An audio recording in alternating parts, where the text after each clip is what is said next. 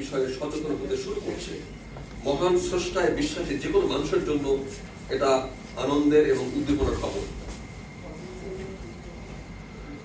পরিবর্তিত এই পরিস্থিতিতে প্রতিটি কোরআন পাঠকারী মুমিন মুসলিমের সামনে কোরআন নির্ধারিত প্রচুর দায়িত্ব কর্তব্য এসে হাজির হয়েছে।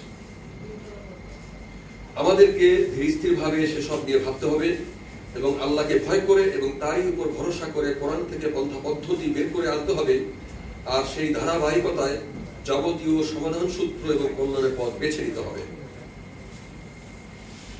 আমরা কতিপয় কোরআন পাঠক এবং অনুসরণকারী দীর্ঘদিন ধরে এটাও লক্ষ্য করছি যে বাংলাদেশ সহ বিশ্বব্যাপী আল্লাহ, কোরআন, রাসূল এবং সর্বোপরি ইসলামের নামে যেসব দর্শন, নীতি নৈতিকতা, বিধিবিধানের কথা বলা হচ্ছে তার অধিকাংশই কোরআনী দর্শনের সাথে সামঞ্জস্যপূর্ণ নয়, বরং বহু ক্ষেত্রেই তা সাংঘর্ষিক। মুসলিম দাবিদার বিভিন্ন দেশের রাষ্ট্রনায়ক থেকে শুরু করে সমাজপতি, ধর্মীয় রাজনৈতিক নেতৃত্ব, ইমাম, স্কলারদের অনেকেই একজন মুসলিমের জীবনে কোরআনের নানামুখী গুরুত্ব তুলে ধরে তার মাহাত্ম্য বর্ণনা এবং কোরআনের আইনে দেশ, সমাজ, পারিবারিক ও ব্যক্তিগত জীবন পরিচালনার বিষয়ে উচ্চস্বরে কথা বলে থাকেন।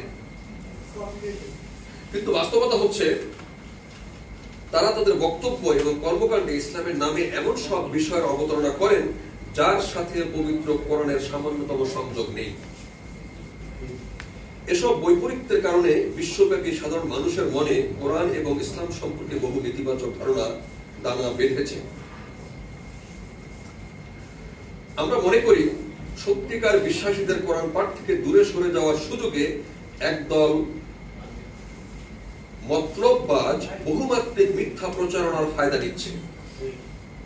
আল্লাহর বিধান, রাসূল মুহাম্মাদের কর্মকাণ্ড এবং ইসলামের নামে তাদের কোরআন বহির্ভূত শত শত পুস্তক ও প্রচারণা বর্তমান পৃথিবীতে অনৈতিকতা, অশ্লীলতা, অশান্তি, অস্থিতিশীলতা ছড়িয়ে দিচ্ছে, যা বাংলাদেশ সহ বিশ্বের বিভিন্ন দেশে ভয়ানক নৈরাজ্যকর পরিস্থিতির জন্ম দিয়েছে।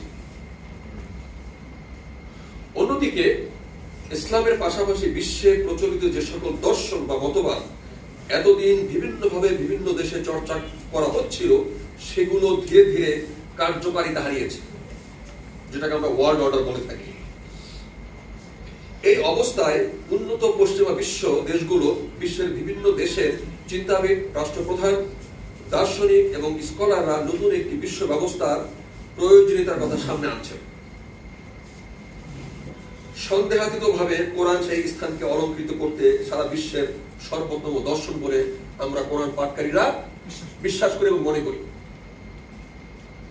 স্রষ্টার বাণী হিসেবে কোরআনকে বিশ্বাস করে না এমন ব্যক্তির ক্ষেত্রেও আমাদের বক্তব্য এই যে তারা প্রথমত কোরআনের সরল বক্তব্য সমূহ সম্পর্কে অবগত হোক এবং ধারণা লাভ করুক, অথবা যিনি স্রষ্টার অস্তিত্বেই বিশ্বাস করেন না তেমন নাস্তিক এমন ব্যক্তিবর্গের জন্য আমাদের অনুরোধ তিনি অন্তত কোরআনের বাণী ও শিক্ষা সম্পর্কে ধারণা লাভ করুন।